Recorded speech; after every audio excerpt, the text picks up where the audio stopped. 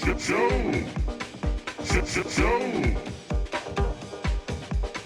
want to be a dungeon master. That's great. We're here to help. I'm Taylor. And I'm Justin. This week, we're talking to the gang of people who are just starting their Dungeon Master journey.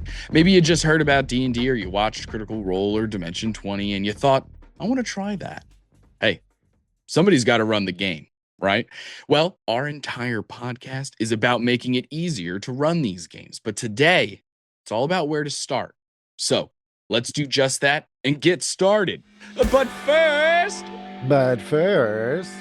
Taylor, what is the worst piece of Dungeon Master advice you've ever been given? And name them. I don't know who exactly it was, but I'm going to say it was Josh Campney that told me that you always have to say yes to your players. Come at me, Josh. I was going to say literally the same thing. Yeah. Except their name is Corey. Mm-hmm. And Corey said, never say no to your players. Yeah. And I was at the time, I remember being like new enough to D&D where I was like, yeah, I know what you mean. Because of course you don't mean the most extreme examples. Like, obviously, we all know, even when you hear that piece of advice, that even that person knows not literally 100% of the time, never say no. Mm-hmm. But even that is still wrong. Like, it's still like, what are you talking about? It is truly the worst piece of Dungeon Master advice. Yeah. So, and don't get us wrong. We're not saying say no all the time to your players. We're not saying just shut all their shit down. But if what they're asking for is legitimately going to make your life harder, like a lot harder, or make the story go in a direction you don't want it to go, or that, you know, some of the players are not comfortable with, or anything along those lines, say no. You can say no. You're allowed to say no as a dungeon master. Like, that no is a full sentence. No. There's lots of lessons here. Yeah. There's lots of lessons in this piece of Dungeon Master advice because it makes a lot of assumptions. Mm-hmm. It assumes that, number one, the Dungeon Master is there to facilitate all of the fun and storytelling of the situation. Wrong. Right. It assumes that the Dungeon Master isn't allowed to have a voice or any agency as well. Like, this idea of like, you're simply this like rubber band man of just like, bing, bing, bing, bing, boom, boom. Like, you just hit me with this and I have to yes and everything. And it's like, woof. Yeah. Then, of course, there's the added ugly part of the conversation of like, albeit very true part of the conversation of like, there are safety tools, there are session zeros, there are boundaries, there are triggers and content warnings and things that people don't want in their games. And that's okay as well. And therefore, by the very nature of having a boundary, in a way, you are saying no to something. So like, right. What? Right? Like, that's crazy. So I agree. I couldn't agree more. I kind of felt like you were going to say something similar because we didn't discuss like what our answer to this was going to be prior. Right. And I was like, I knew mine, and I was like, I bet we're going to have something similar. So, but it's one of those things that you hear players give comments to Dungeon Masters about all the time. It's one of the most common pieces of advice that's thrown out there is like, oh, don't ruin the fun of the players, man. You're there to help everybody have a good time. Everybody at the table is supposed to have fun, including you. And sometimes that means putting in boundaries and railroads. It's just there. It's just the way it is. Just the way it is.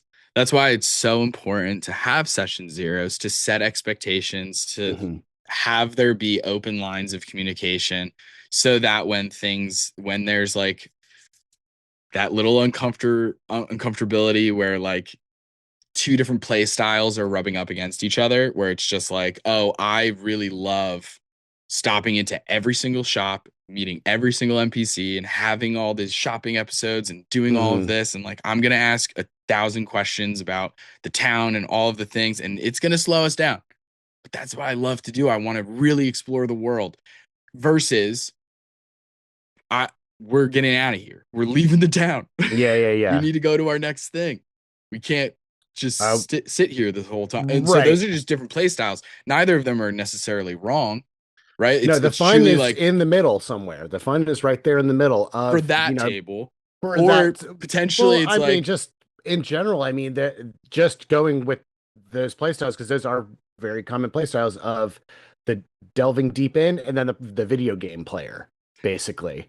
And the fun of, still being able to flesh out your story and your characters, your NPCs and stuff like that. But there comes a time where it's like, okay, guys, we got to move on, or we're literally just going to be in this one town for the next 4 sessions. If we stop and talk to every single person, we're never going to leave this town, and we have places to go. yeah, for sure.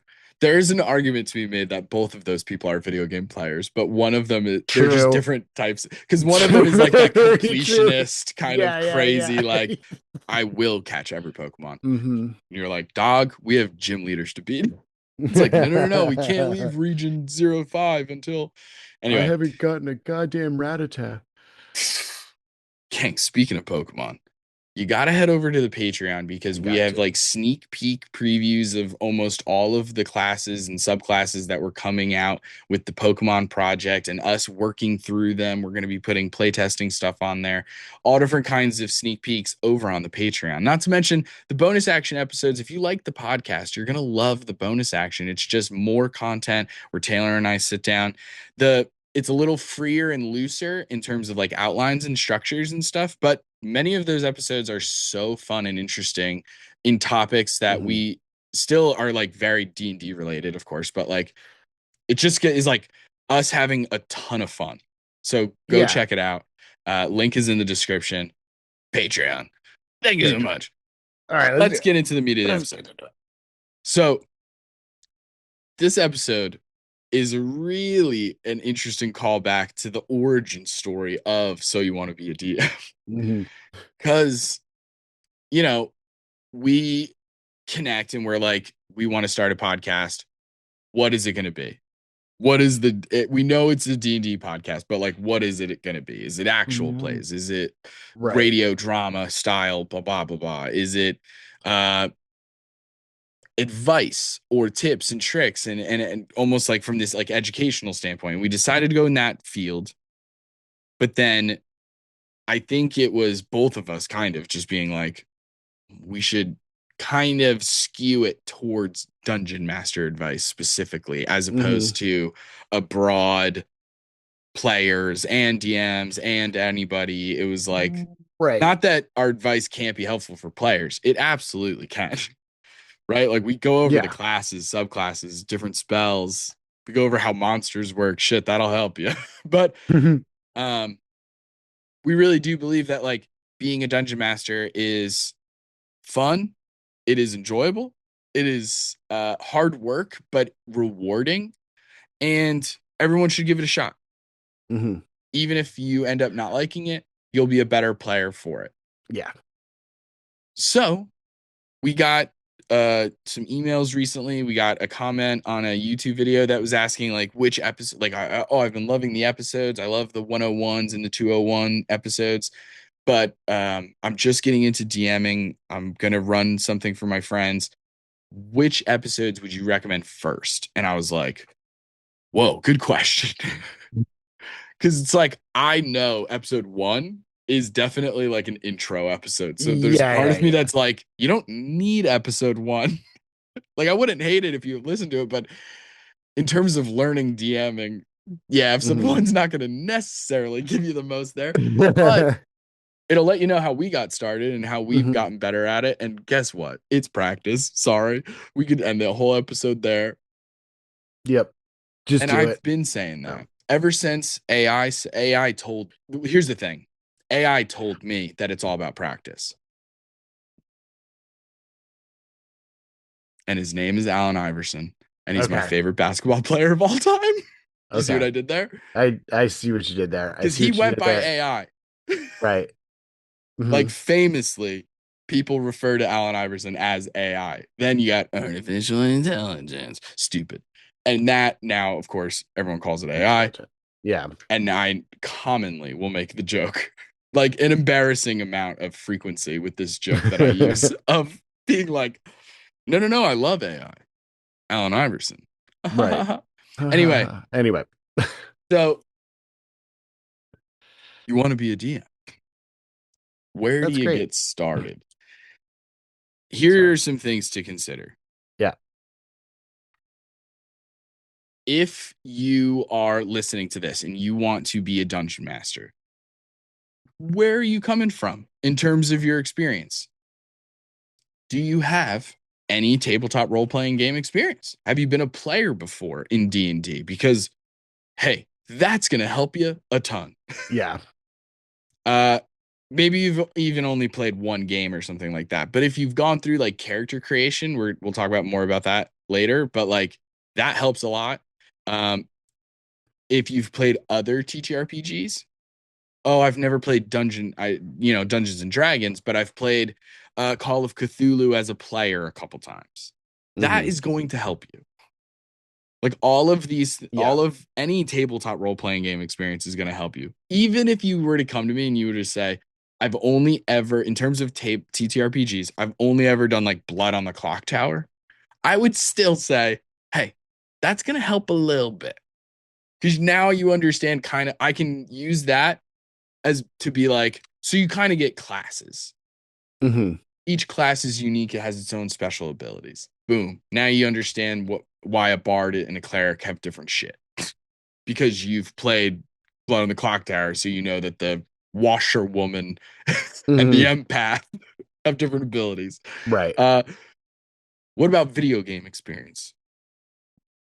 Have you played video games? Have you touched Baldur's Gate? Have you seen Baldur's Gate any would be a almost great one video to game? one. Yeah, yeah, yeah. Baldur's Gate is a one-to-one. No, but I mean just the like even something like Fallout or something along those lines, or any of these kind of games where you walk up to a person, the person says, "Hey, go get that thing," and then you go get that thing and come back. Congratulations, you've learned the game loop for D&D. Yeah, pretty much. I mean, it's like any RPG game. Mhm. Yeah, Think about it like this, folks. TTRPG, right? And then you have video game RPG. Three-fifths of those things are the coincidence? same, I think right? not. And it's RPG. This is the common Mhm, denominator in mhm, both of mhm, those mhm, things. mhm, Role mhm, playing game. You are playing as a different character. mhm. And that's kind of, and usually it's one character most of the time, like a singular character, as like the player at least. Not that that's Yeah, necessarily always the case. I know that there are games where you can kind of a little bit of Final Fantasy of it and like kind of like swap people in and out. yeah, Or yeah, Baldur's yeah. Gate would be another example, Mhm. but still you're kind of focusing on like a singular Yeah, titular but character in a way. even like strategy games and stuff like that, like games like Fire Emblem or StarCraft or something along those lines give you tools also for, that are translatable, that are usable in Dungeons and Dragons. Yeah, absolutely. Any single game that has ever used stats, Right. helpful. Call of Congratulations. Duty, Figured it out. Fortnite, the fact that Hmm. in Fortnite you can kind of figure out like, oh, this gun has a power up or this one has a scope versus not having a scope, and that helps me because of X, Y, and Z. Hmm. Guess what, fella? Magic items. You just figured You'll out figure it magic out. items. Yeah. There's so many overlaps between Hmm. the lots of different fields. So far, we've only covered TTRPGs and video games, but also, hey, have you ever read a fantasy book? Are you into adventure movies? That's going to help you a little bit because Hmm. you'll like any level of media literacy, of course, that's like an upper echelon of it all. But like if you're a fan of Tolkien, if you're a fan of Edgar Allan Poe, like any writers or novels or stories and IPs like that, Hmm. it just gives you that ability to draw from. It gives you a stepping off stone when it comes to like on the spot improv of like source material. inspiration and creativity and all of that. Not to Yeah. mention you're kind of you have a I assume obviously this isn't true for everybody. It depends on how you consume media and stuff. But I would make a little bit of an assumption that if you consume a lot of like fantasy, adventure, sci-fi, that kind of stuff, you're pretty cognizant of like tropes, of like certain tropes, like certain Mm-hmm. expectations, the idea of a 3-act story, even like just the Mm-hmm. concept of it. And that will help you when it comes to like encounter building and campaign writing and world building and all of these things because you have a lot of examples. Right. You know what I mean? Even if you're using the example in like an antithesis way, like I've done that before where I've gone, there are parts of Harry Potter that are stupid as hell. Voldemort is What? supposed to be so powerful. All he gives a shit about is this one school. I understand the school is important, blah, blah, blah. The Yeah. entire world exists, dog. This Right. one school, there isn't a single other wizard in the rest of the world. Please. So when I started coming up with a villain, I was like, okay, the villain isn't going to focus like that. Right. I don't want my villain to focus on one location, one specific thing.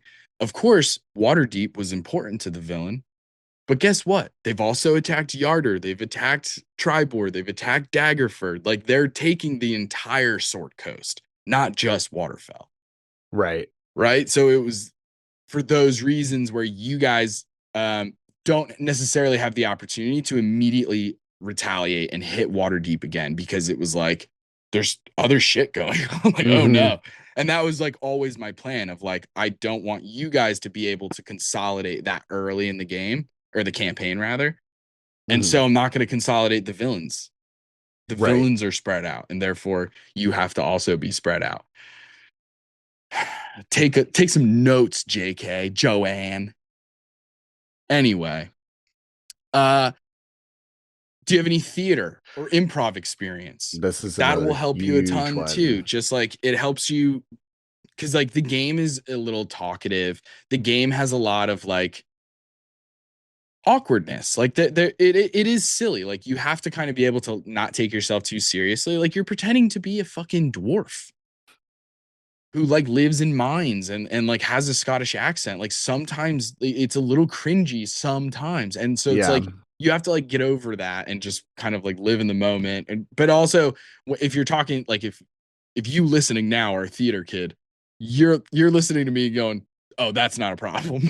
Don't Right. worry about this part of the experience. Right. Right. And Right. that's what I mean is like if you have theater, improv, performing, acting, drama, any kind of that, it's going to help you a ton.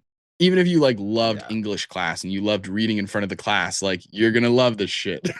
Yeah, because so much of the story itself is going to be you describing shit. Yeah. Like even not even past just the talking and being the NPC part, you are the eyes of the group for the setting the scene. So Yeah. your words, you have to be able to choose your words well and be able to talk in very vivid pictures. Yeah, Um, it's very lots of imagery.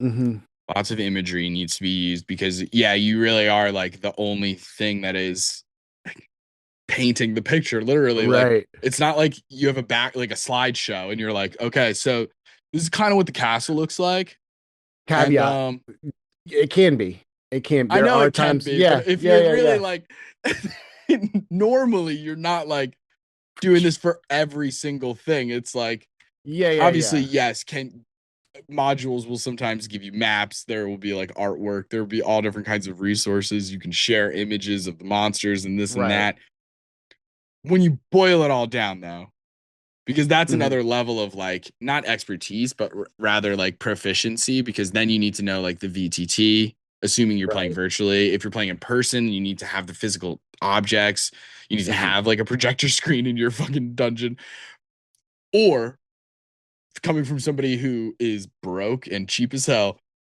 you could just say it all Right. right Also I'm very true. always down Yeah. for cutting corners and trying to be as resourceful as possible so if I could just my voice is free I could just describe it instead of show Yeah. it. But And then last but not least, hey, have you ever been a manager? Have you ever led a team? Have you ever been a group leader, a group project manager, anything like that? Have you had coworkers you've had to deal with? You ever taken a peer mediation class? You ever been school president, school treasurer? Like any of this shit will help you. I don't know. Like for some reason in my head, being a dungeon master to me feels managerial at times because of It some of does. the rigmarole of like scheduling, getting groups together, especially once you start going into an actual play thing. But that's different because not Yeah. everyone should or do actual plays. But I really do think that it's like trying to have that open communication, setting boundaries, and having session zeros, and the communication being the hub of potential conflict between players or characters, even. And Hmm. it is a lot sometimes. Having a level of experience dealing with other people and like interpersonal relationships and communication helps, Hmm. you know? It just does. Like if you're good with talking with people, it will help as a dungeon master. Hmm. Uh, so if you've said yes to any of these things, hey, you're already on your way. Yeah. You're already on your way, little Caterpie. You're gonna be a metapod before the episode's done. Use Harden. He's hardened. Oh boy. Okay. So at this point, we have the actual game itself, the system, the vibes, the expectations, um, the types of stories that that game can tell and stuff. There's so much to it, but keeping it simple, how would you recommend to somebody how somebody says to you, I want to learn how to be a dungeon master? Right. Obviously, you could have already gone through some of these questions. Well, have Yeah. you Yeah. ever Yeah. played before? Have you ever da da da da? Right. We could have already probably gone through some of that stuff. And they're Hmm. like, they answer yes, no, whatever. And then they're like, Well, awesome. So what do I do now? so I'll give you the way that I learned. I'll tell you the way that I learned first when I was just little baby DM. And that was I listened to actual play at podcasts at work. Mm, I listened to a like 100 episode campaign from beginning to end just to learn because there's just like a video game, there's a gameplay loop. It's, you know, go to new city. New city has problems. Fix city problems. Cool. Move on to next city. Or, it obviously is not that boiled down, but ultimately that is kind of the way that the game works. And so learning how to do that without making it feel like you're in a game loop. like That's repetitive or yeah. Because that's one of my pet peeves. Like when I play a video game, is like I'll get an hour or two into the game, and it's like, oh, this is just I've been doing the same thing over and over and over again for 2 hours. The rest of the game is probably just going to be me doing the same thing over and over and over again. Okay, cool. I'm done with this. yeah. Breaking that loop and making it seem fresh, even though technically you are doing the same thing over and over again, that's what makes a good DM. And listening to a long running actual play or something along those lines where they have a cast that is there for multiple things, that will set you up to be able to create a campaign for you and your friends. Yeah, I agree. I think that if the person who you take two people, neither of them have ever played D&D in their life. One Mm-hmm. of them has watched an entire season of Critical Role, one of them has not. Mm-hmm. One of them knows more about D&D than the other. Yeah. It's as simple as that. By Yep. watching those shows. Now, this isn't to say everything that happens in any actual play, I don't care if it's Critical Role, Dimension 20, or us, is like gospel. Right. Throw that shit out the window. Just understand that this is, at the end of the day, this is like a creative form of art in many aspects. Like it Mm-hmm. sounds so pretentious to say that, and but I do believe that. It I is. just recognize that there's a world where that can come off pretentious. But I do believe that it is art. So you have to take with an understanding that they are taking some poetic licensing with like the rules, with how things are going down. Yeah. Our shit is especially true of that. We have a fucking actual play coming out where it's a D&D medical drama. If you don't think I'm twisting the shit out of spells, like, because I have to invent a bunch of magical maladies that can't just be cured with greater restoration. So I Right. have to think really outside the box and be like, no, no, no, no. A medicine check isn't enough. You have to do more, to find out what's going on. It's not, I'm not going to let anything be solved. So it's like, you twist shit.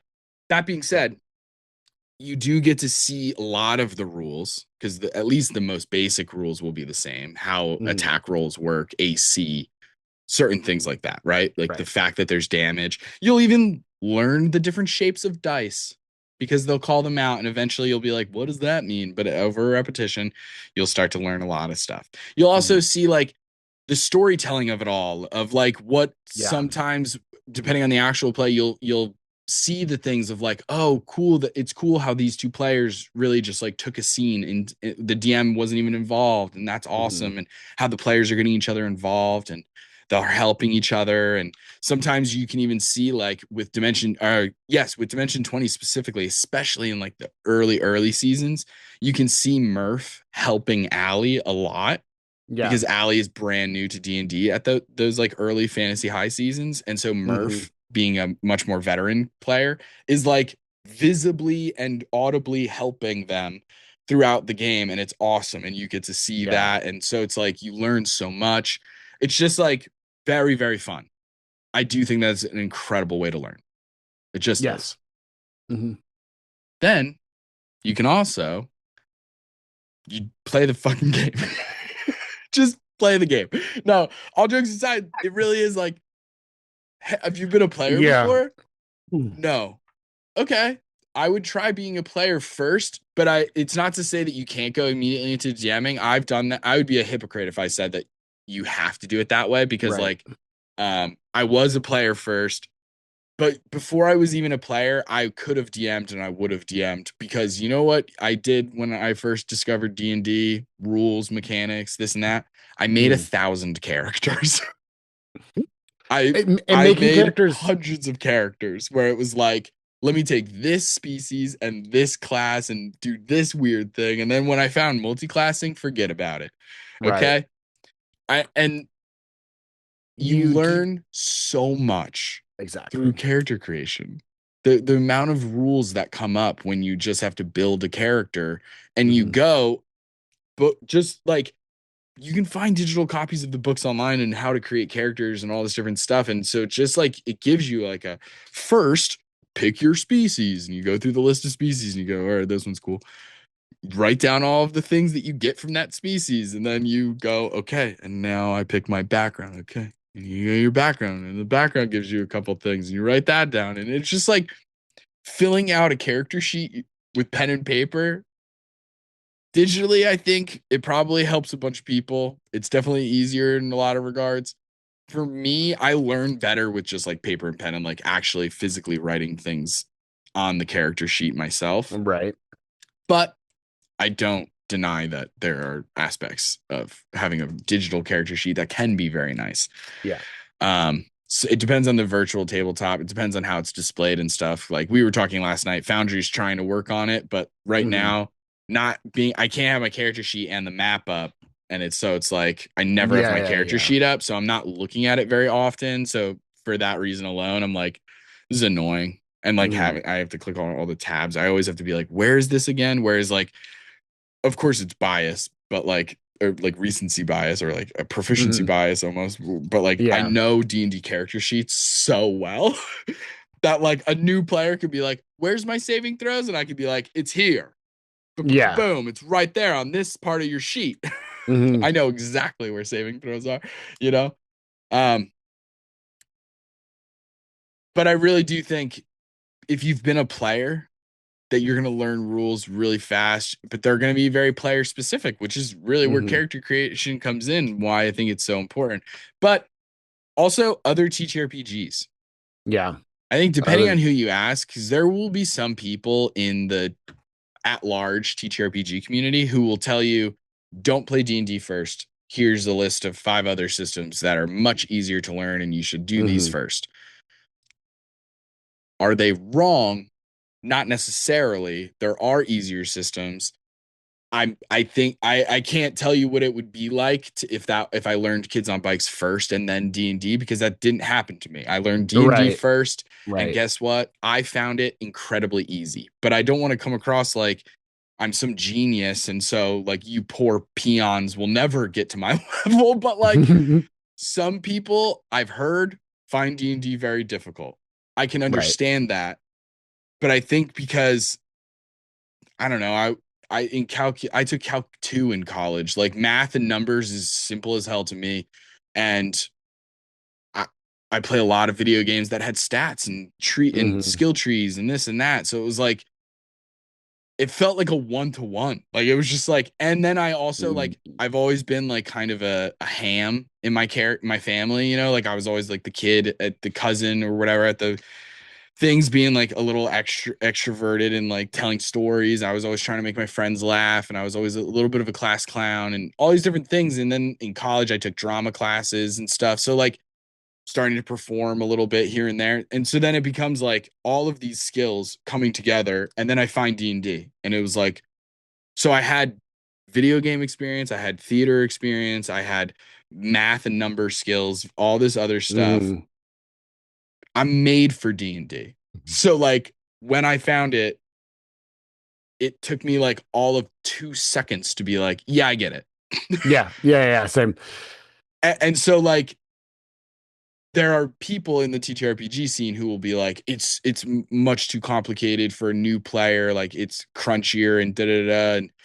And it's like that's not wrong, because like we know as veteran players that like there are times in games where you're like, fuck, what is the ruling on that shit? Still to this day, we've been playing Yeah. the same Yeah, fucking yeah. system 5e for this long, since it came out Right. practically, and still we have questions, still we make mistakes, but we don't give a shit. That's the beauty of the more you play, the less you care about the rules. It's not that you learn the rules more, which you do. Yeah. It's Yeah. also simultaneously You learn which rules to your care about. respect for the rules Yeah. goes away, where you're like, you stop putting them on a Yeah. pedestal. Yeah. Like, because you're Very right. You true. recognize which ones are like genuinely important. Mhm. Like if you're playing D&D, you got to have armor class. It's just Right. kind of part of it. Right, D20s are right, going to right, come right. up a ton. That's just the system. You know what I mean? If you Yeah. change the D20 to a 2D6, it's an interesting move. I wouldn't recommend it. Bold strategy, Cotton. Feels Let's see like if you it should works. play Powered by the Apocalypse, which is a 2D6 system. But Mhm. anyway, um, and then I would obviously, and this is going to feel a little self-serving, but I would recommend our podcast, gang. It's called So You Want to Be a Dungeon Master for a reason. So if you Yeah. want to be a dungeon master, you should listen to So You Want to Be a Dungeon Master, because if you want to be a dungeon master, we have all these dungeon master tips and tricks on how to be a dungeon master for people who want to be a dungeon master. So think about it. But Yeah, think seriously, about it. Yeah. seriously. For our as far as like what specifically to check out, if you're brand new and don't know anything about D&D, don't know anything about being a dungeon master, start with episode 2 and go through like 10. Episodes 2 through 10 are going to cover on first and foremost just D&D in general, like the actual game. How do you play it? Character creation stuff, combat, how to do that, how to do spells, how to come up with role play and skill checks, and all the meat of being a dungeon master we cram into those first few episodes. And then episode 7 specifically is Dungeon Master 101. That is kind of us doing this, but at kind of a lower kind of tier. This same kind of episode. And then episode 8 is actually like the technical, using VTTs versus using an actual tabletop, using Like finding maps, printed character sheets. token tool, like Yes. playing music during the game, like the kind of techie side. Yeah. All your basic session prep stuff, all of that. Yeah. So check out our podcast, and if you really like it, check out the Patreon. There's actually we do a lot of that's where we do a lot of like writing one shots and writing Hmm. subclasses and stuff like that, like homebrew stuff. We So do if a you're lot of holy shit. yeah, Yeah, there's so many fun little that's series on there. Like the yeah.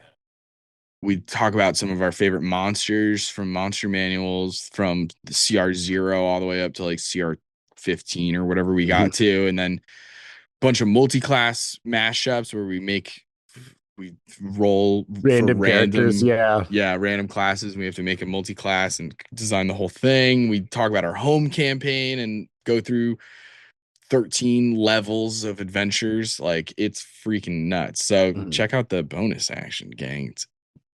Look at the description. Yeah. Um, but yeah, other than that, find some friends. Find some friends to Some come friends. to help you with the clunky start of being a dungeon master is what usually it's going to be clunky. It's going to be, you know, not perfect. And that's Yeah. okay. But, if you got friends with you, maybe you get some friends that actually have played a little bit and are able to kind of help you out. Something along those lines. That's a big thing. I definitely had a couple of people at my first table that had played D&D before more Hmm. than me, but Hmm. not everybody wants to be a dungeon master. Tell me about it. But hey, so you want to be a dungeon master, But you but do, and you're in the right spot. and then you're here for the right reasons, and we appreciate you, and we're gonna love you. I do think it is so helpful. Yeah, I know that as a DM, if one of my players is like, "Hey, I want to run a game for a change. Hey, this week, can I run a little thing?" Yeah, please, please, and thank you, Mhm. and God bless. And may your children be blessed, and your children's children be blessed. And if you don't want children, may your cats be blessed.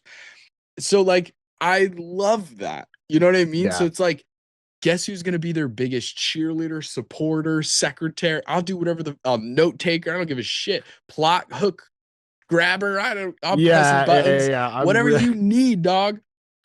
To help this experience, if you wanted me to show you how to make the Discord group, if you want me to show you how to make a Roll20 account, you want me to send you tokens, I'll send you I got tokens I tokens. I use. got so many goddamn tokens. No problem. If you want to use part of my setting that we've been playing in to part of your thing, so it's like you're that dope, even better. You know what I mean? So, like, Yeah. having friends who know the game often, obviously, there's like the sliver of scum that are gatekeepers. Mm. Fart them. We're not even going to talk about them because fart them. But most people who like D&D want to share it with their friends. Like Yeah. this hobby demands people at the table. So sometimes you got to recruit. It's Mhm. a little MLM-y. It's a Because little MLM-y. if you Have get you your four friends and then they get their four friends, now you see, got a West see. Marches campaign going and you're good to go. Have you heard of our Lord and Savior Bahamut? Let me spread the good news. I've got good news for you, folks. Anyway, it is also, I think, like if you're trying to learn how to play D&D, all of this advice should come with like the caveat of like everyone learns a little differently, and Mhm. that's okay too. So like some of our advice may be less helpful than other parts of it, right? Some things may click more. Like there might be a piece of advice that you're like, I'm going to try this, and it doesn't work. And sometimes it has to do with an incongruency between the piece of advice and like your own brain chemistry and or work ethic or millions of other nuances or variables, right? Like Mhm. some people learn, I know that like when I was in college, you really saw it big time. Like you would see how different people took notes, how people studied for exams or midterms or whatever. Like I was a big like flashcard user. Like I loved flashcards. Like just literally having a deck of index cards and being like, Okay, the Golgi apparatus. We meet again. Oh, endoplasmic reticulum. Good to see you. And here it is, the powerhouse of the cell, the Fart box. oh, No, the fart yeah. box. Come on, the Yeah, mitochondria. yeah, yeah. We got to work on these flashcards. That Yeah, worked I for gotta me. go. Yeah. Or like retaking notes. I also did that sometimes because the classes were so dense that I was just like taking notes as fast as possible when the professor was talking, or even just like typing them like furiously. And then Right. the act of just taking quickly jotted bullet point notes from a Google Doc and transferring them into a written notebook, that process was like now I know things. So for Mhm. me, building character sheets via paper, that really, really helped me. Not to mention, like Sword Coast Q, the first campaign I ever ran, the one that we're still running as Mhm. friends in our home game that you can learn about on the bonus section in the Patreon.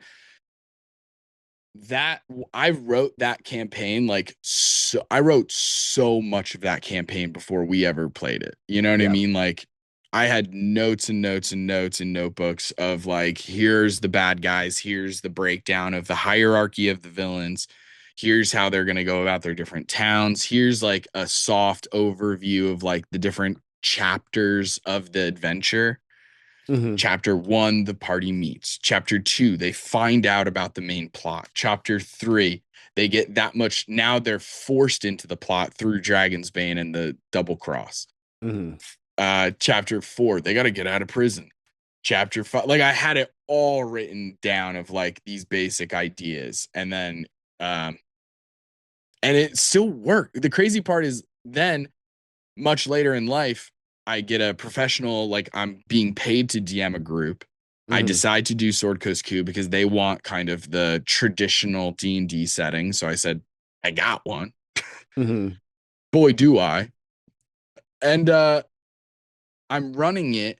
And honestly, even with everything I've learned as a DM, it feels like I mean, I've had to update some of the numbers, like stats. Right. But Right. when it comes to the story itself, kind of, I don't have to change too much. Little things here and there, but Yeah. barely. Like honestly, I wrote it in such a way that like, or maybe I've just gotten really good at taking the players and like in character creation, connecting them backstory wise to the plot, or vice Right. versa. Sometimes you connect the plot to the characters. Right. Sometimes you're connecting the characters to the plot. But either way, man, it's been a freaking blast. So much Mhm. fun. Um, Playing the game really is, I think, the easiest and best way and most fun way to learn. Mhm. Find friends to play the game with, Yeah. you know? Just do it. Just do it. Just do it, okay? I do it. Do it. Dude, that Starsky and Hutch movie, that killed me. Now, there are things that are going to prevent you. They're going to try. Let me be more specific. They're going to try and prevent you from just doing it. Fear of failure or of not doing well.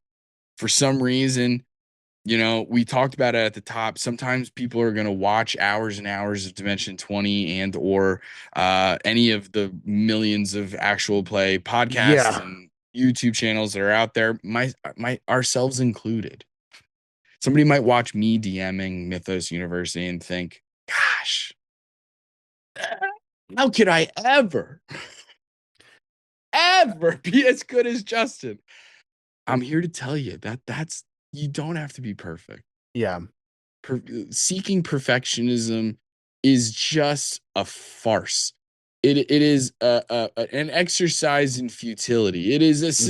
Sisyphean sort of feat that you're asking for here that is only going to prevent you and put further obstacles in your path to actually just fucking Yeah. doing it.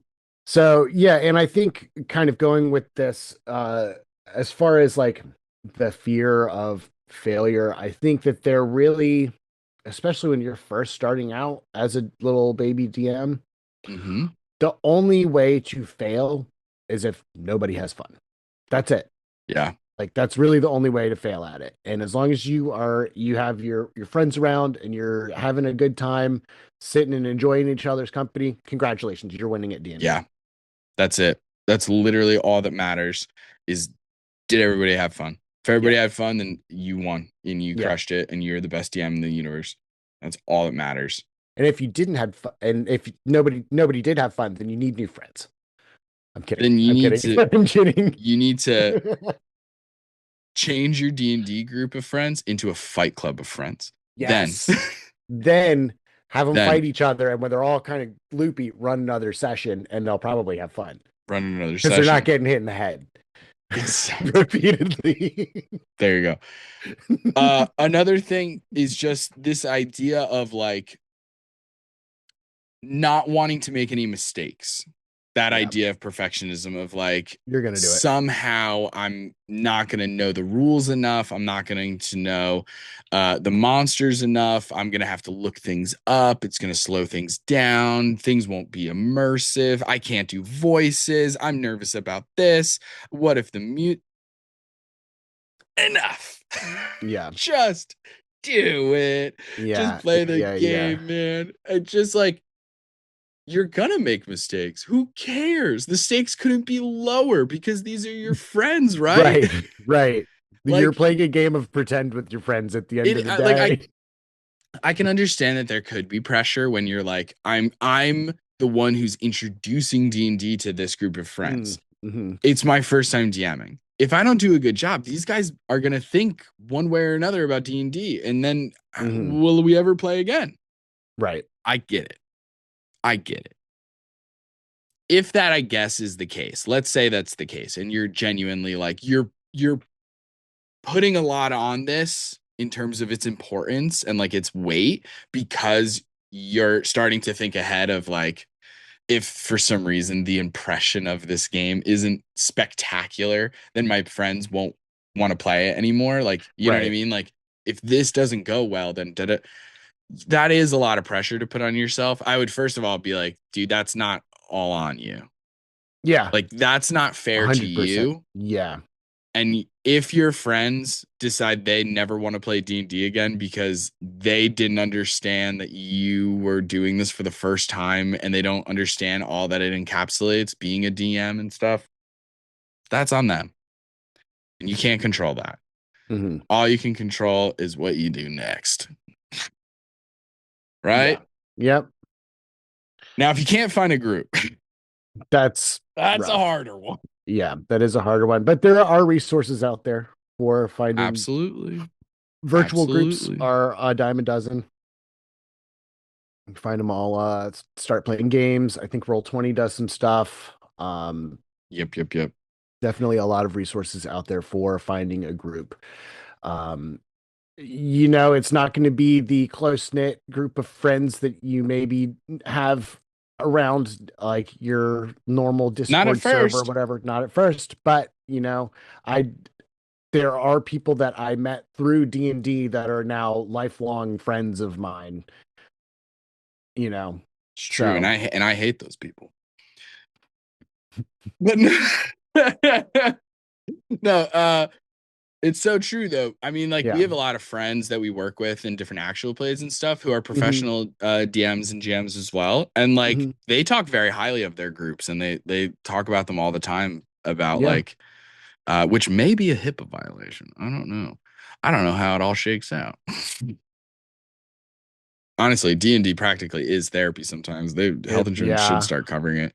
Yeah. I mean, we can't even get health insurance to cover life-saving procedures. And I doubt we're going to get them to cover therapy. Anyway. Yeah. Anyway, You mentioned earlier about your Mhm. experience as a DM when you like Yes. first DM'd. Mm-hmm. Did you use a module? My very first time in 3.5? No, I did not. Came up with an idea yourself? Do you Mhm. remember what it was? Like not word for word, but maybe like just vaguely? I had just gotten I was really into the lore bits of the dragons back then. So I had gotten like the 3.5 equivalent of Fizban's Tome of Dragons or whatever. Yes. And I basically the way that it was working is like we were doing like a rotating DM situation. I remember you And saying this. Yes. so basically the way that the adventures were working is like we would get teleported in at the beginning of the adventure. We would go do a dungeon crawl of some sort. I like to put a lot of puzzles in mine, just because that's just who I am. Hmm. And so I do remember that I had a bunch of puzzles and some dragon stuff. Like there was like a dragon horde or like hints that there was a dragon around type of deal. And then yeah, and then we rotated, and then I rotated out, and then the next time it was my turn again, I kind of picked back up type of deal. And then eventually what wound up happening is we just stopped rotating DMs. Yeah. That's how it happens. Mm-hmm. That's how it all starts for many of But us. but yeah, so yeah, that That's was sick kind though. of my That mine's first kind of experience. similar, Yeah. where it was a rotating thing, because I've definitely told this story before on the pod, but like my very first time was as a player. Mm-hmm. Um, I played a character named Jethro Tull, who was a halfling rogue, arcane trickster, and the DM was just terrible and so many red flags that I didn't know of at the time, like Mm. everything from being really strict about what types of species can play what types of classes. Like I wanted to play a Furbolg barbarian, which I ended up playing later, and Yeah. uh Yeah. but I wanted to play Strahd. him first. Right. And the guy was like, Furbolgs are gentle. They would never be a barbarian. Da, da, da, da. And I was like, bro, you're taking this lore stuff way too seriously. Who gives a fuck Yeah. what this guy, whoever wrote, no offense. But when I say stuff like that, I want it to be clear. I'm not genuinely mad at the authors of these stuff. It's not like I hate the person who wrote about Furbolgs being gentle giants of nature. Right. I hate the weird level of like, oh, this fantasy Furbolgs don't exist, guys. They're not real. So if I want them to be a barbarian and this random person wrote in a fucking book Mhm. about fake lore about a fake thing, Yeah. like who cares? But These are anyway, the so same that was a people that red get flag. mad about a black mermaid. It's the Oh same God, don't even get that me that Venn diagram fucking is a fucking started. circle. But Yeah. what if Ryan Gosling was Black Panther? Listen, Craig, you fucking troglodyte, get out of here, dickweed. Of course it's different, dumbass. It's called history. Stupid idiot. God damn it. Why do you think they're taking away all their fucking voting rights if it didn't matter? Right. Right. Ah, this country. Anyway, so there I was having a terrible GM. And Mhm. he's slinging power word kills. He's literally killed a PC and then got mad that we didn't follow their backstory. It was like, I don't give a fuck about the druid. Druid's dead. Anyway, once he leaves, the Mhm. players, we're all cool with each other. So we did the circling DM thing. Yeah. We'll each run a one shot and we'll each get to try out DMing and stuff like that and then kind of go from there. Had I not gotten the job at the swim school that eventually would lead me to meeting Megan and Athena and therefore you and Allie, Right. I would still be playing with that group potentially, which is crazy to think about, right? Yeah. Like I was going to run Sword Coast Coup with them, and Gotcha. here we are now. Wild Hmm. trajectory. Like I had to stop playing with them because I got that job and the hours didn't work because they were Right. all European. So it was like Saturday at 8 a.m. That's rough. Yeah. I mean, I was cool with it because like I'm a morning person, Hmm. so it was like, hey, fine with me. Yeah. But I ran the first thing I ran was something I think I wrote later on. It's like a module that you can find on DM's Guild with the link in the description. Isn't that crazy? But it's called the Zersetzen Forest. Zersetzen, I think. I can't remember, but it's like German for something. I just like the way that it's not Zersetzen. But just a very simple one shot for low level characters about a hag. I love hags. I think they're fascinating. I love Fae and Archfey especially. I love the creepy vibes that it can do while also being whimsical and fun and colorful. And hags have always been really interesting. I'm about the matriarchy, so that's cool too. And I really felt like I'm gonna have some fun with this. And it's a Mhm. super simple adventure. It's you guys are in a tavern, learn about the mission. Time to go if you want to explore the town at all before going into the forest, because whatever it is in the forest. 2 forest encounters, and one of those is the hack, and then we're done. Mhm. Like, it's pretty simple. You know what I mean? Like I Yeah. had found a bunch of plant monsters, and I was like, "Whoa, these plant monsters are kind of cool." Like they're veg pygmies and like a thorny, which is like a leopard covered with thorns and stuff, and then the shambling mound, and then a green hag. And I was like, "Oh, it's all coming together." And oh, green hags can shapeshift. Sounds cool. That's gonna be fun. What if she is the quest giver in the very beginning? You know what I mean? So all starts Mhm. to come together, and then you're like, oh, that's interesting. And then this can happen, and then this can happen. And then I introduce this entire other thing of the like war robots or whatever they're called. You know what I mean? Battle The bots. rock. Oh, okay. You know what I'm talking Yeah, about? yeah, Like yeah, it was yeah, like yeah. there was a thing, there was like a bar you could go into where you actually get the mission. And in that bar, there's just like a pit in the middle of the ground where people are leaning over it and looking down and being like, "Whoa, what's going on?" And like betting and throwing money down and stuff. And on the in the pit, you just see 2 people with controllers on like little platforms, and then 2 Mhm. bots that are just like fucking just like slicing each other. They're Mhm. casting fireball on each other, like just cool shit. Because I had this idea for a new class for D&D called the Machinist, where it would be like battle bots, the whole class. And then they came out with the Artificer like a couple months later, and I was like, Oh, oh, cool. So it would really just be a subclass of this whole.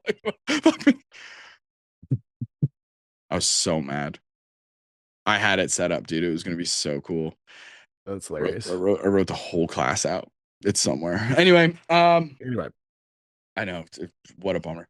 Uh, so like I remember being a DM and very quickly realizing like one of the things I had to learn was to have less rigid. Like I was too railroady in the beginning. I would get Yes. too hung up with certain things. I also there were times like that where it was just like, oh, I'm woefully unprepared for them to go off the tracks. And it makes me feel uncomfortable. I don't know what to do. I don't want to take too long, but I also don't want to just come up with something dumb and normal. And like I don't want to fall into that trap of just being like, okay, yeah, it's you're going into an inn. It's called the Prancing Pony, and it kind of looks like the one from the fucking Lord of the Rings. Like, I don't want to just like have everything Right. be so cliche because it's the first thing I can think of, and because I didn't plan for it. So Mhm. like that, it's twofold. Where like on one hand, I'm a little too railroady in the beginning, and I'm taking myself too seriously because I'm like That's fair. there are times where like you guys would ask me a question or start to veer off the path in a way that I was fine. I'm fine with the fact that you're asking the question and or veering off the path.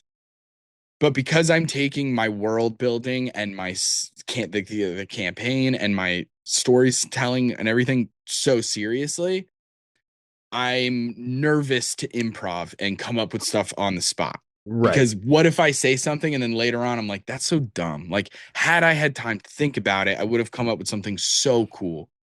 Mhm. And because of that thought process, it prevents me from just doing it and just being Yeah. like, Yeah. Yeah. Yeah. you know what? Or this idea that like I can't just talk to the players and go, for now, it's called the Prancing Pony because let's not we don't want to spend 20 minutes. You just asked to go to an inn. So let's just make an Mhm. inn really quickly. Mhm. But in the future, I might change the name of it and change how everything is. And like Yeah. because I don't take myself too seriously, I know that I can tell my players that and we can just communicate about it instead of beating around the bush. Or being like, let's Yeah. actually just end the session here because I don't really know what happens next. Yeah. So my early days were kind of the opposite. Mm, Especially when I got into fifth edition.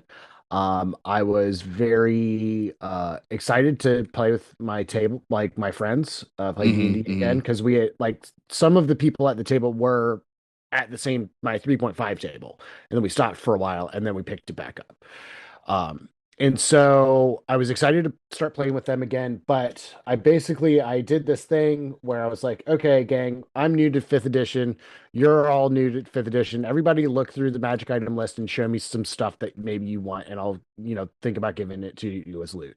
And I wound up giving most of it to them within the first three levels. And it was like Mm. uncommon, mythical, freaking items and stuff. I gave one of my players just a deck of many things, a full deck of many things. Um, and he Woof. wound up pulling pretty good on it. So it was okay, but like he got like two good pulls and he's like, all right, cool. I'm never touching this deck again. Yeah. But he got like some kind of it's like a he got a keyblade was one of the things that he got. It was Hmm. it was like a sword that could cast the knock spell or something like that. So Insane. I flavored it like a Kingdom Hearts keyblade. Yeah. But yeah, so basically my campaign got really out of hand really fast because I was yes anding too much. That's why Hmm. my advice at the beginning of the episode was it's okay to say no. Yeah. Like that it really Yeah. you gotta learn the rules and you gotta have experience with the rules to know which ones are okay to break because Yeah. eventually nothing is harder than trying to balance a level 11 encounter when everybody has god powers. it's It's it's super freaking tough. true.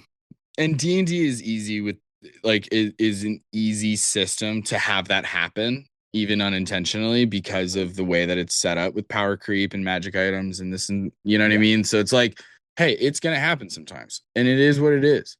Hmm. And yes, it is definitely one of those very common DM mistakes of like misbalancing things, whether it's combat encounters are too easy or too hard, you're giving Hmm. out magic items too easily, you're giving out too much loot, not enough loot, blah, blah, blah. So you're going to make those mistakes.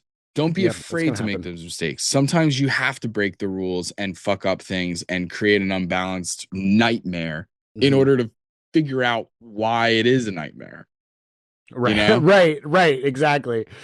Like I had a Because recurring nightmare for a really long time actually growing up.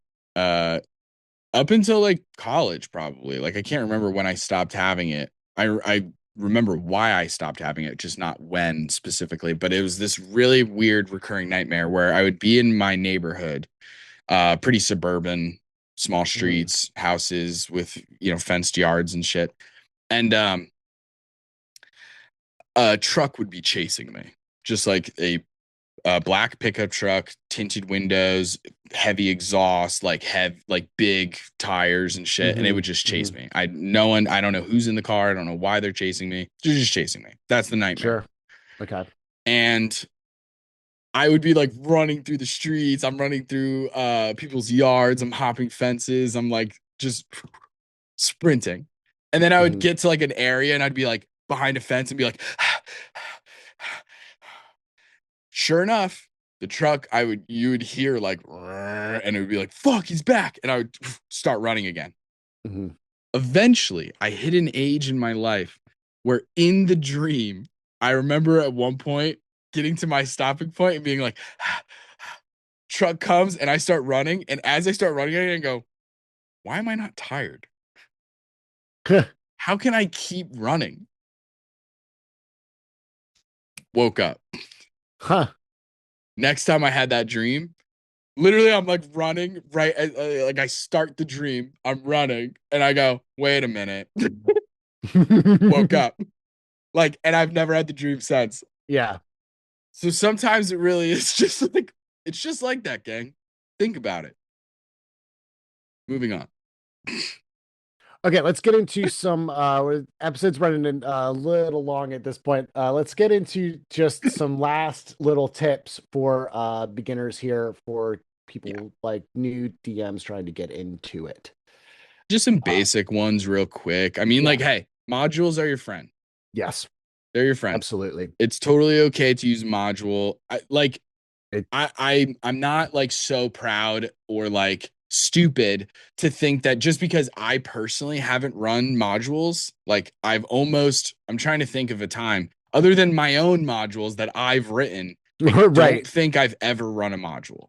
I've used Yeah. parts of them. I have plenty of modules. If I move like this on the YouTube, you will see this. By the way, gang, we have a YouTube and we put video versions of the podcast, and you'll see my small collection of D&D books. Not all of Mhm. them, but the ones that are here.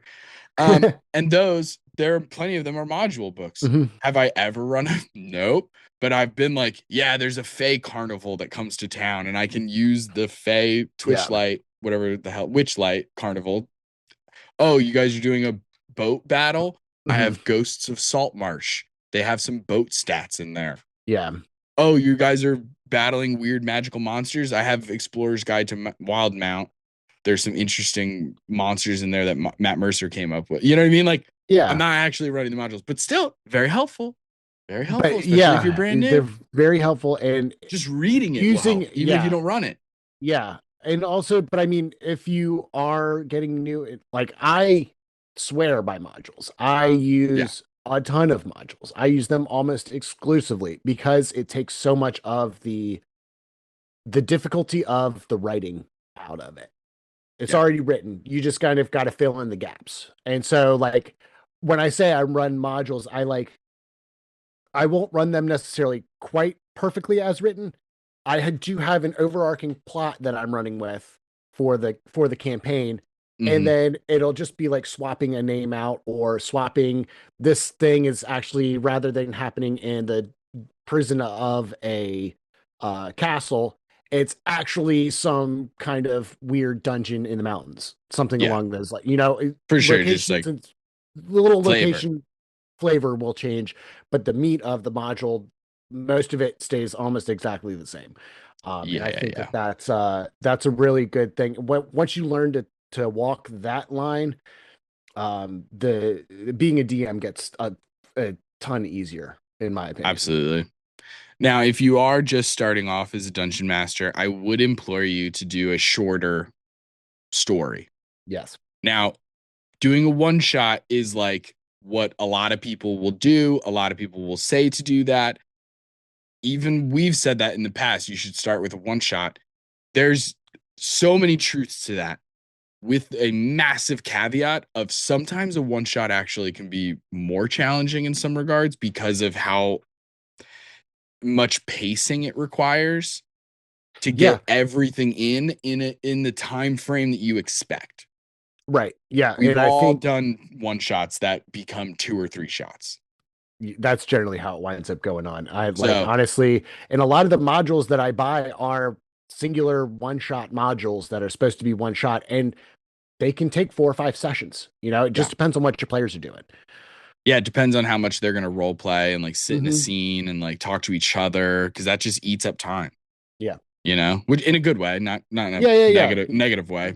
But Yeah. No, it's the other it's fun. thing It's more I think time with friends. I would tell newer DMs is to keep things simple. Like Mm-hmm. maybe doing a false Hydra campaign is like not the move right out the gate, right? Like a Right. lot of moving parts, tons of political intrigue and backstabbing and like complicated traps and puzzles. Maybe not the Hmm. move. Maybe keeping it kind of basic. You get a quest. The quest Right. takes you to part A. There's a small encounter, and then B, the main encounter. And Yeah. that's fucking it. You know what I mean? Yeah. Yeah. Yeah. Simple monster stats, straightforward plot, keeping it low level. Hmm. I would not, if you're a brand new DM, I would honestly recommend third level. I Yeah. think it's Yeah. Yeah. Yeah. important for Level 3 you is to very good. learn subclasses because it Hmm. just is, it's like, it's gonna fucking come up.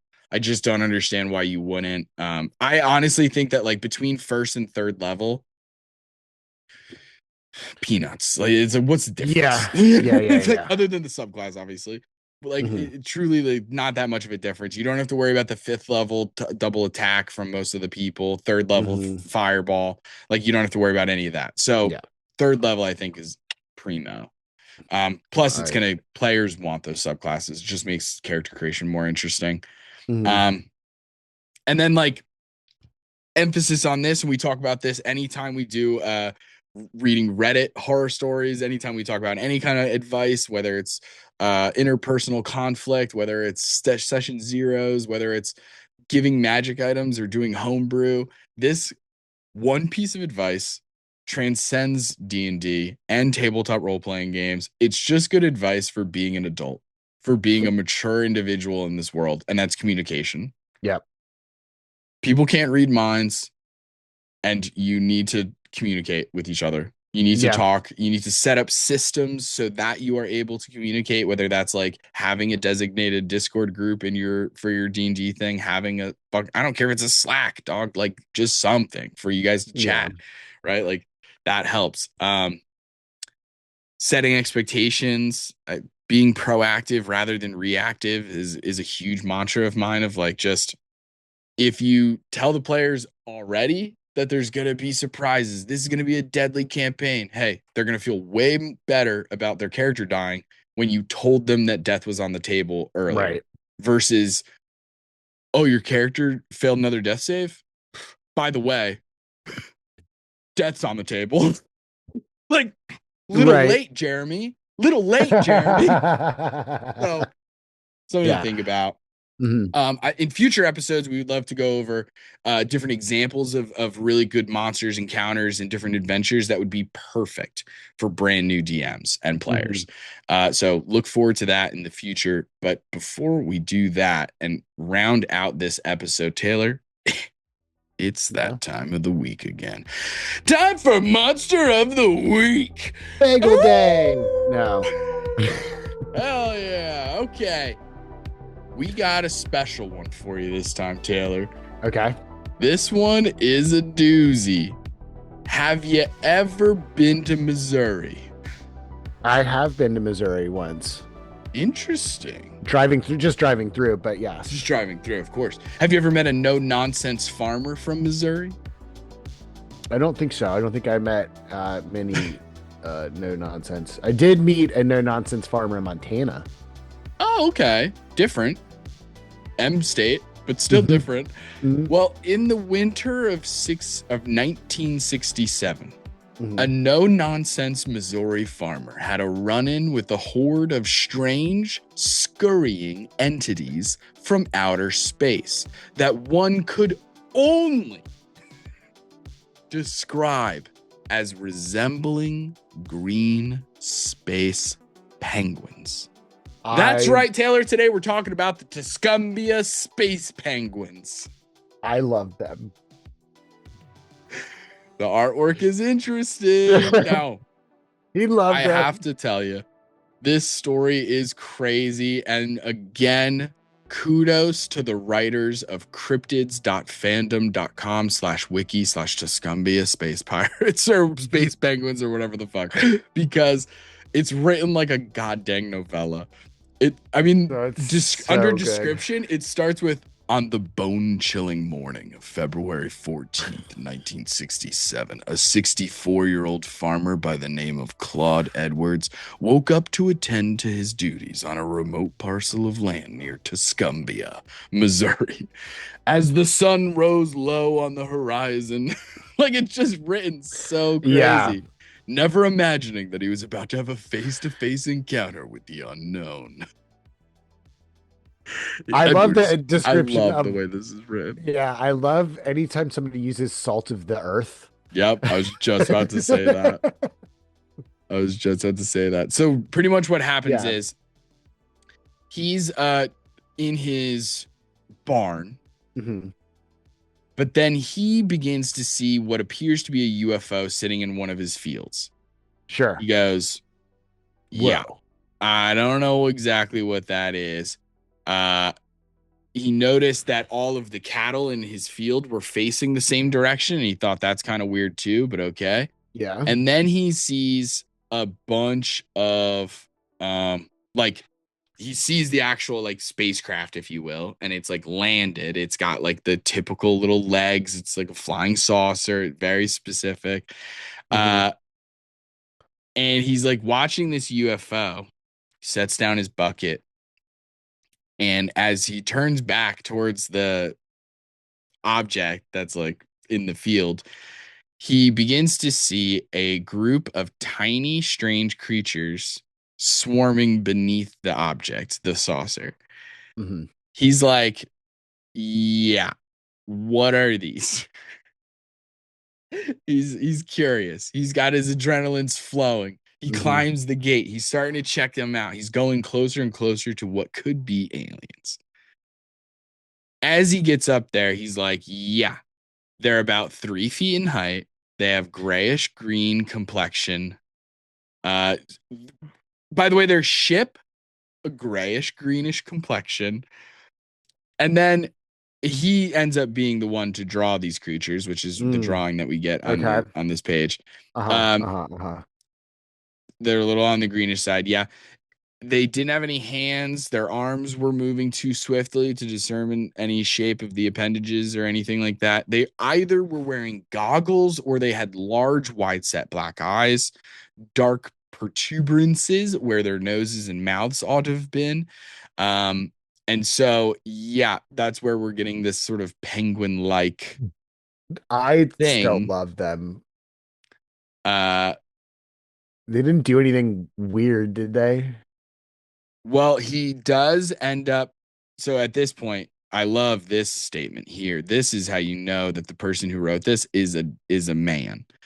Because it says in this paragraph, at this point, Edwards, like any primal man defending his property minus weapons, picked up a pair of bulky rocks and approached what, at this point, he was convinced was a UFO. In fact, Edwards would later state that his intention was to use the rocks to throw at the device and puncture holes in its side to prevent it from taking off. But as the farmer got within 15 feet of the mushroom and the energetic entities, he was abruptly stopped by some sort of force field. Yeah, he couldn't see it, but he could feel it. Naturally. Yeah, that's so what we have is a single man who's just trying to get his farm safe from space penguins. So Tuscumbia space penguins, use them in your games somehow. Honestly, that would be a really fun, like Fallout does it with the UFOs and the aliens in Fallout 3. Like there's a thing where UFO crashes, and it might be 4, and then you go and investigate it, and there's an alien inside, and that's how you get the ray gun. That's cool. I also think that like there could be something really fun about an entire campaign. I think there's entire systems that are like this. I think like Candela Obscura might be a really good example, although that one has a little bit of a time period connection, but like something like that, or even something maybe Kids on Bikes, but like a group of paranormal investigators or cryptid investigators kind of thing who go and have to do these investigations. Like, oh, we heard this new story and some of them are hoaxes. Some of them are true. Fun, some of them are Scooby-Doo. Like, oh, it's Mayor blah, blah, blah, blah. And he's just trying to steal the town's money or whatever. Really fun idea. Yep. So, all right. Gang, space penguins. Space penguins. But that's all we can get into this time. You can find us on TikTok and Instagram at So You Want to Be a DM, or you can ask us a question at soyouwantobeadm@gmail.com. If you like the episode, don't forget to give us 5 stars and a review wherever you found us, and check out the Patreon, the Twitch, and our merch with the link in the description. Join us next time for more Dungeon Master tips and tricks. Bye. See. Hey gang, it's Justin. I have the honor of giving a shout out to the members of our Patreon gang. Nub Muffins, may Palor's light shine upon you. Marsavies, have you watered your flesh prison lately? Yazvi, the eternal library where color and community await you. Molly Adeza, who gets yet another level up. And there's Elijah, Tappy, and Linguini. Gang, we appreciate and love you. Tune in next time for more tips and tricks from So You Want to Be a DM.